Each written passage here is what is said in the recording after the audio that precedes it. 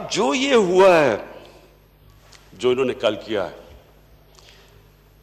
میں اس ہاؤس کے سامنے جو آج بات رکھنا چاہتا ہوں وہ یہ کہ یہ مجھے تب بھی جب ہم بشکک میں تھے تب ہی ہمیں اندازہ ہو گیا تھا کہ ان کا کوئی انٹرسٹ نہیں ہے ہمارے سے بات چیت کرنے کا، اور میں جو سسپیکٹ کرتا تھا وہ چیز کل سامنے آ گئی۔ یہ جو کل انہوں نے کیا ہے یہ کوئی ایک دم پلان کر کے نہیں کیا، یہ ان کے الیکشن کا مینیفیسٹو تھا، اور یہ اگر آپ دیکھیں تو یہ ان کی آئیڈیالوجی ہے۔ اسپیکر صاحب، یہ نظریہ ان کا، یہ نظریہ بیس ہے آر ایس ایس کے نظریے کے اوپر۔ ان کے جو فاؤنڈنگ فادرز تھے آر ایس ایس کے، گولواکر ایک اور ان کے کئی، ان کی آپ پڑھ لیں کہ ان کی کیا آئیڈیالوجی ہے۔ جس آئیڈیالوجی کے سامنے ہم کھڑے ہیں، ان کی آئیڈیالوجی یہ تھی کہ مسلمانوں کو وہ ہندوستان سے ایتھنک کلینز کریں گے۔ ان کی آئیڈیالوجی یہ تھی کہ یہ جب آزادی ملے گی یہ صرف ہندوؤں کا ہندوستان ہوگا۔ انہوں نے کبھی بھی یہ نہیں سوچا کہ یہ سب جتنے بھی لوگ وہاں ہندوستان میں بستے تھے، جتنی بھی اقلیتیں تھیں، یہ سب کا پاکستان ہوگا۔ ان کی آئیڈیالوجی یہ تھی، اور آج بھی آپ ان کے فاؤنڈنگ فادرز جو آر ایس ایس کی ان کی کتابیں پڑھ لیں، ان کی بڑی کلیئر آئیڈیالوجی تھی کہ یہ صرف ہندوؤں کے لیے انڈیا ہے، ہندو راج تھا۔ اور ایک ان کے اندر ایک مسلمانوں کے خلاف تعصب تھا، اور وہ کیوں تھا؟ وہ ریزینٹ کرتے تھے کہ انہوں نے 500-600 سال ہندوستان پہ حکومت کی، اور جب انگریز جا رہا تھا تو یہ سوچ رہے تھے کہ اب وقت آیا ہے کہ مسلمانوں کو ہم ہندوستان میں دبا کے رکھیں، سیکنڈ کلاس سٹیزن رکھیں۔ اسپیکر صاحب، آج ہم قائد اعظم محمد علی جناح کو ٹریبیوٹ پے کریں، کیونکہ وہ پہلے انسان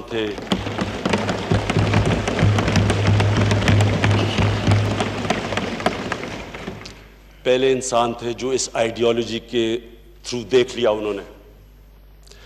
قائد اعظم محمد علی جناح ہندو مسلم یونٹی کے ایمبیسڈر سمجھے جاتے تھے۔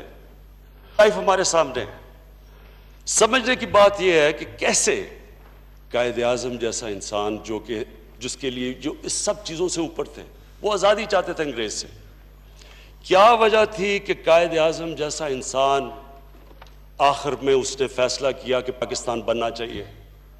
اور جب آپ 1920s کے اندر قائد اعظم کی تقریریں پڑھیں، جب وہ علیحدہ ہوئے کانگریس سے، تو مسلمانوں کو کہتے رہے کہ تمہیں نہیں پتا کہ یہ کیا ہونے جا رہا ہے، یہ بروٹ میجورٹی کے اندر مسلمانوں کو دبایا جائے گا، تم انگریز کی غلامی کے بعد یہ ہندو راج کی غلامی کرو گے۔ یہ قائد اعظم کی آپ تقریریں آج بھی آپ پڑھیں، ہمیں لوگوں کو بتانا چاہیے کہ وہ کتنا بڑا ذہن تھا جو سمجھ بیٹھا تھا کہ کس طرف جا رہی ہے گیم۔ قائد اعظم مایوس ہو کے انگلینڈ گئے، واپس آئے، اور اگر 1937 کا الیکشن میں جو قائد اعظم کہہ رہے تھے وہ سچ ہے، کسی مسلم لیڈر کو منسٹری میں نہیں شامل کیا گیا، تو وہ جو ان کو خوف تھا کہ ہندو راج کی طرف جا رہا ہے، اس خوف جب مسلمانوں کو آیا تو تب وہ مسلم لیگ کی طرف آئے، اور تب پاکستان موومنٹ شروع ہوئی۔ آج وہ لوگ ہندوستان میں جو کہ ٹو نیشن تھیوری میں نہیں مانتے تھے، میں جب انڈیا میں کئی کانفرنسز پہ گیا ہوں تو کشمیری لیڈرشپ کے وہ لوگ، مجھے اچھی طرح یاد ہے، وہ کہتے تھے کہ بڑا غلط ہوا پاکستان بنا، مانتے ہی نہیں تھے۔ آج میں ان کے منہ سے سن رہا ہوں کہ قائد اعظم کی جناح کی ٹو نیشن تھیوری ٹھیک نکلی۔ آج وہ لوگ کہہ رہے ہیں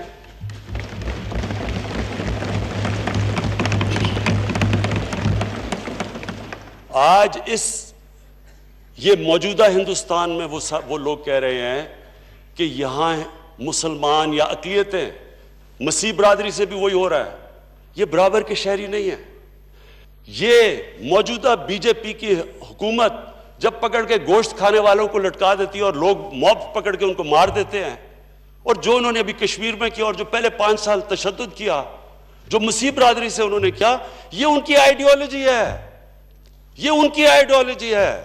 ان کے جو ان کے فاؤنڈنگ فادرز تھے، وہ کہہ بیٹھے تھے کہ ہم مختلف ہیں ان سے، ہم سپیریئر ہیں۔ ریسسٹ آئیڈیالوجی ہے ہمارا جو آج مقابلہ ہے، وہ ایک ریسسٹ آئیڈیالوجی سے ہے۔ اس لیے جب تک یہ بیک گراؤنڈ ہمیں پتہ نہیں چلے گی، ہم پھر آگے پلان نہیں کر سکتے کہ آج جو کشمیر میں انہوں نے کل کیا۔ کشمیر میں انہوں نے اپنی آئیڈیالوجی کے مطابق کیا، انہوں نے اپنے ملک کے کانسٹیٹیوشن کے اگینسٹ گئے، اس گورنمنٹ اپنی سپریم کورٹ کے ورڈکٹ کے اگینسٹ گئی، جموں اور کشمیر کے ہائی کورٹ کے ورڈکٹ کے اگینسٹ گئی، وہ 17 یونائٹڈ نیشن سیکورٹی کاؤنسل کی ریزولوشنز کے اگینسٹ گئے، وہ یونائٹڈ نیشنز کی جنرل اسمبلی کی ریزولوشن کے اگینسٹ گئے، وہ سملا اگریمنٹ کے اگینسٹ گئے۔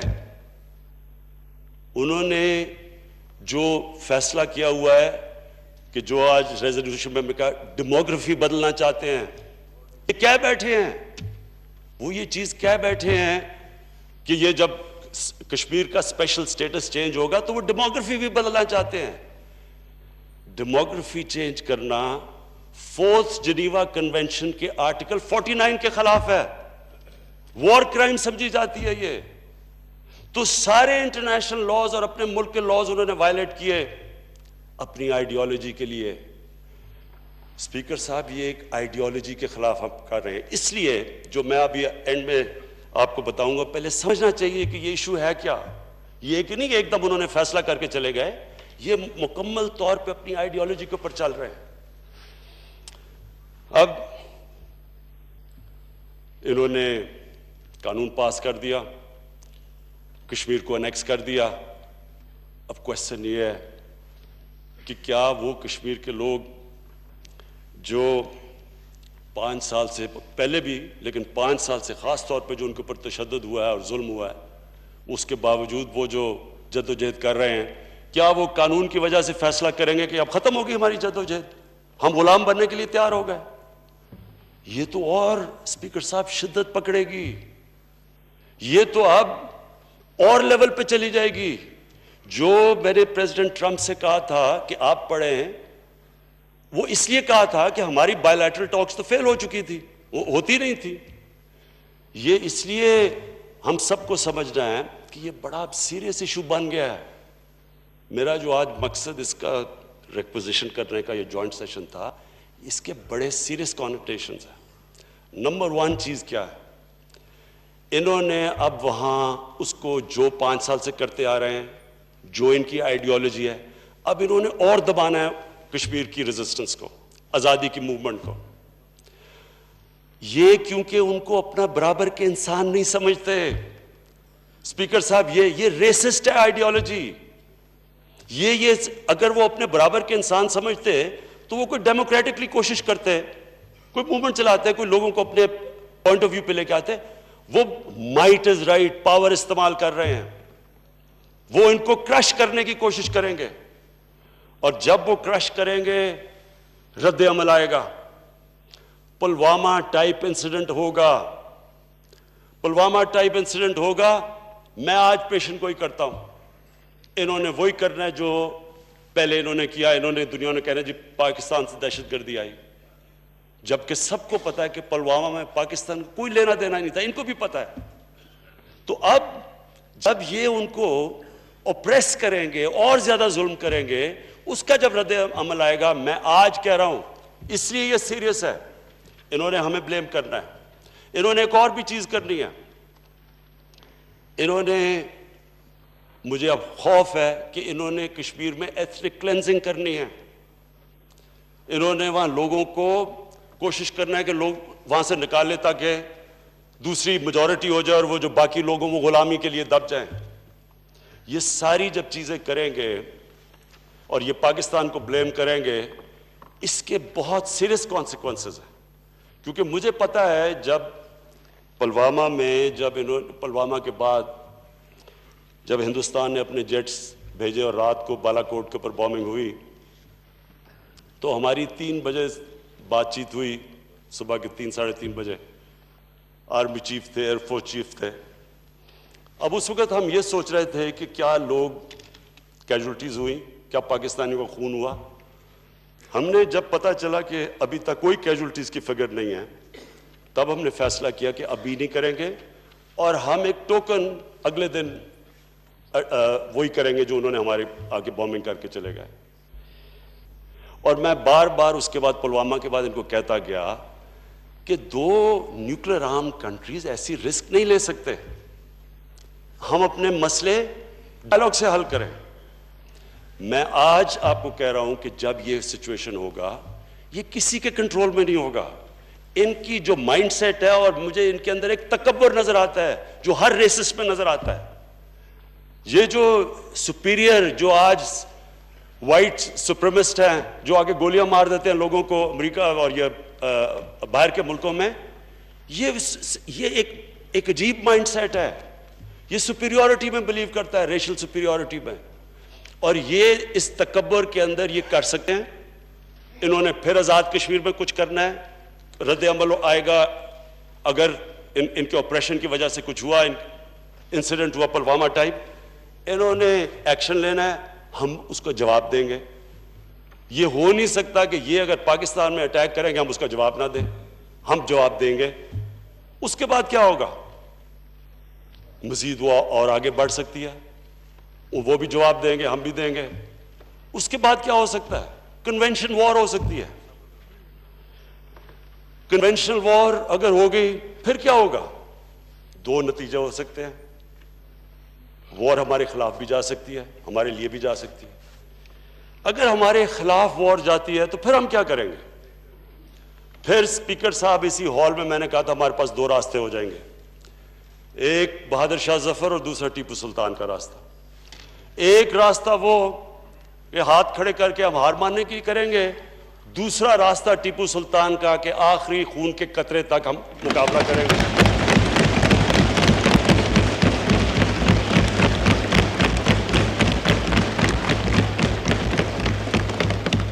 اور اسپیکر صاحب، میں آج آپ کو کہہ رہا ہوں، میں اپنی قوم کو جانتا ہوں.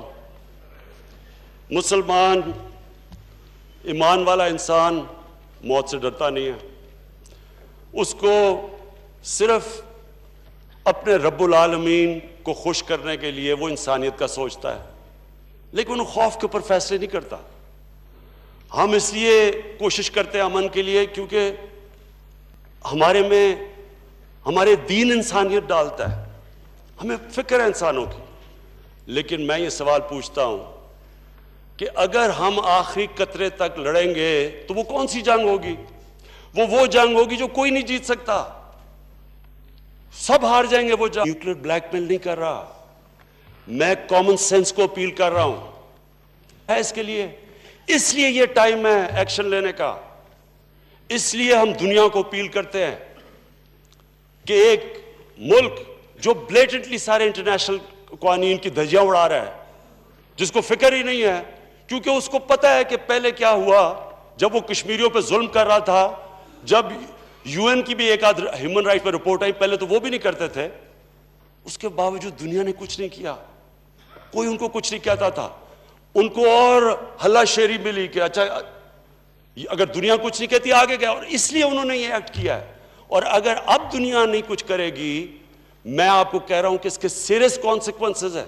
یہ اور آگے جائے گی گیم، اور یہ ادھر چلی جائے گی جدھر سب کو نقصان ہوگا، جو کوئی نہیں تصور کرنا چاہتا.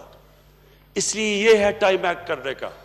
میں اس ہسٹری تاریخ کا جو یہ پیریڈ ہے، میں اس کو وہ پیریڈ سمجھتا ہوں جو ایک بہت بڑی ریسسٹ رجیم تھی، جو ہٹلر کا جرمنی تھا، جو نازی پارٹی تھی. جو یہ پارٹی ان کی حرکتیں کر رہی ہے وہ نازی پارٹی کرتی تھی. ابھی میں الیکشن کی رپورٹس پڑھ رہا تھا، ان کی پارٹی نے وہ حرکتیں کی ہیں الیکشن کے اندر جو نازی پارٹی کرتی ہے. انہوں نے جو اس وقت ہندوستان کی اپوزیشن ہے اس کو دیوار سے لگا دیا ہے، کیونکہ انہوں نے ہر چیز کی ہے، ہر وہ چیز کی ہے، کنٹرول کیا.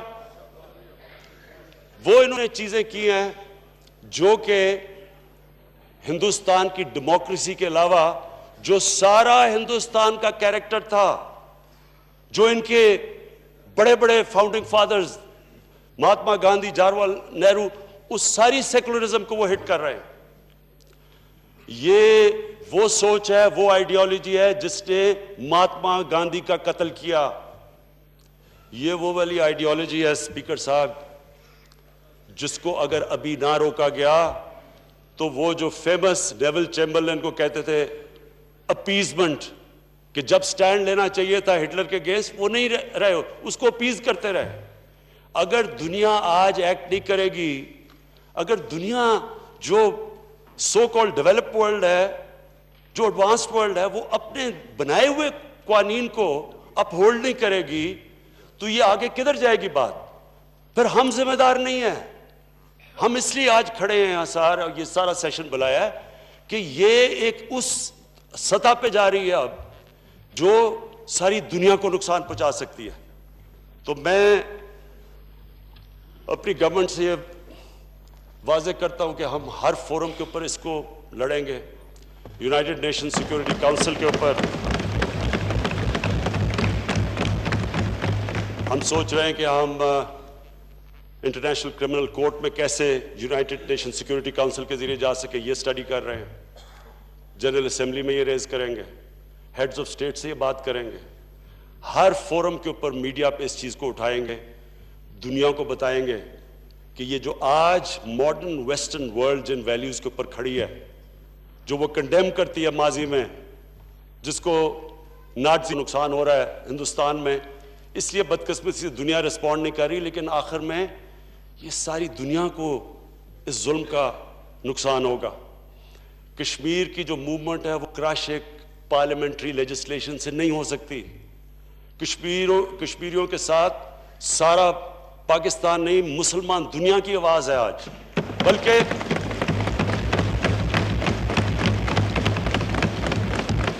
اسپیکر صاحب میں یہ بھی کہوں گا کہ میں مغرب کو بڑی اچھی طرح جانتا ہوں, ان لوگوں کو حقیقت کا نہیں پتا جو کشمیر کے لوگوں سے ہو رہا ہے.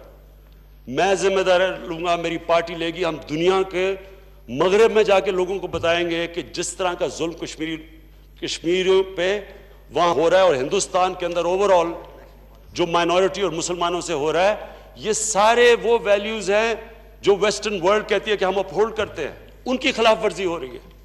اس لیے زیادہ تر ان کو پتہ نہیں ہے, ان کو ایشوز کا نہیں پتا کہ اس وقت کشمیر میں کیا ہو رہا ہے. ہمارا کام ہے دنیا میں اس کو اٹھائیں اور لوگوں کو بتائیں کہ یہ آپ ایک طرف کہتے ہیں کہ جناب نیوکلیر کی بلیک میل نہ کرو, لیکن یہ تو آپ اگر اس کو لاجکلی فالو کریں گے یہ تو تباہی کی طرف جا رہے ہیں. یا تو یہ ایکسپیکٹ کریں کہ ہم آرام سے پاکستان قبول کر لیں جی کہ یہ بی جے پی حکومت کی سپیریئر ریشیالٹی اور ہم مان لیتے ہیں ان کو سپیریئر, وہ تو ہم مانیں گے نہیں. تو جب وہ نہیں مانیں گے تو دوسرا کورس تو کولیشن کا ہے, اور وہ پھر سے میں ریپیٹ کرتا ہوں, وہ صرف یہ سب کانٹیننٹ تک نہیں اس کا افیکٹ جائے گا, وہ ساری دنیا کا اس کے اوپر افیکٹ جائے گا. شکریہ جناب.